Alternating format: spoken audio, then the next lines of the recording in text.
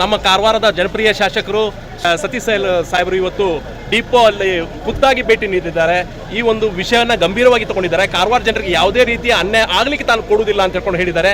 Sir ಮಾತಿಂದನೇ ಕೇಳುವ. Sir, ಈಗ ಡಿಪೋದಲ್ಲಿ ನೀರು ತುಂಬಿಕೊಂಡು ಈ ಡಿಪೋ ಅನ್ನ ಕಾರವಾರಕ್ಕೆ ಸ್ಥಳಾಂತರ ಮಾಡುವ ಅಂತ ಹೇಳ್ಕೊಂಡು ಇವರೆಲ್ಲ ಪ್ಲಾನ್ ಆಗಿತ್ತು.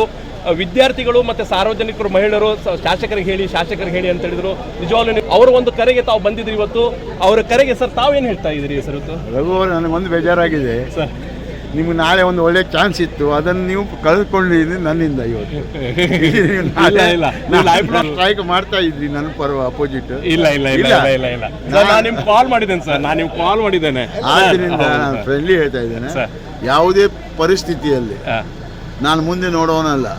ಮುಂದೆ ಬೇಕಾದ್ರೆ ಬೀಳಲಿ ಬರಲಿ, ಬಟ್ ಜನರ ಸಮಸ್ಯೆಯನ್ನು ಸ್ಪಾಟ್ನಲ್ಲಿ ಕ್ಲಿಯರ್ ಮಾಡ್ತೇನೆ.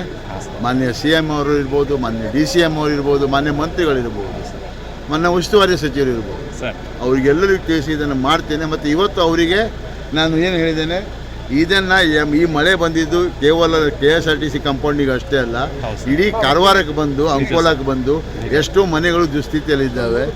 ಆದ್ದರಿಂದ ಇದನ್ನು ಗಟರನ್ನು ಮತ್ತೆ ಕ್ಲೀನ್ ಮಾಡಿಸ್ಲಿಕ್ಕೆ ಅವ್ರ ಹತ್ರ ಅರೇಂಜ್ಮೆಂಟ್ ಇಲ್ಲ, ಅದು ಸ್ವಲ್ಪ ಡಿಲೇ ಆಗಿದೆ ಅಂತೆ. ಆದ್ದರಿಂದ ಅದನ್ನು ಇವತ್ತು CMC ನಮ್ಮ ಕಮಿಷನರಿಗೆ ಹೇಳ್ಕೊಂಡು ಅದನ್ನು ಸ್ಪೆಷಲ್ ಚೈನ್ ಮೌಂಟೆಡ್ ಏನು ಮಷಿನ್ ತಂದು ಅದನ್ನು ಕ್ಲಿಯರ್ ಮಾಡಿಸ್ಕೊಡ್ತೇನೆ, JCB ಅಂತಂದು. ಆಮೇಲೆ ಸೆಕೆಂಡ್ಲಿ, ಈಗ ಸ್ಥಳಾಂತರ ಮಾಡುವಂಥ ಪ್ರಶ್ನೆನೇ ಇಲ್ಲ.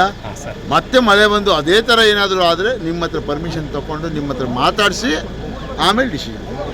ಡೋಂಟ್ ವರಿ, ನಾನು ನಿಮಗೆ ಯಾವುದೇ ಥರದ ತೊಂದರೆ ಕೊಡೋದಿಲ್ಲ. ಯಾಕಂತ ಹೇಳಿದ್ರೆ ನೀವು ಪಾಪ ಸುಮ್ಮನೆ ಸ್ಟ್ರೈಕ್ ಮಾಡಬಾರ್ದು. ಇಲ್ಲ ಸರ್, ನಾವು MLA ಸಾಹೇಬರಿಗೆ ಫೋನ್ ಮಾಡಿದ್ದೇನೆ ಸರ್. ನಾನು ಸರ್ ಹೀಗೆ ಮಾಡಿದ್ದೇನಲ್ಲ sir. My friend. Thank you sir. Thank you very much sir. Thank you madam. Apartment ಇದ್ಯಾಕೆ ನಾಳೆ ಬರ್ತೇನೆ. ಅಪಾರ್ಟ್ಮೆಂಟ್ ಖಾಲಿ ಆಗ್ತದೆ.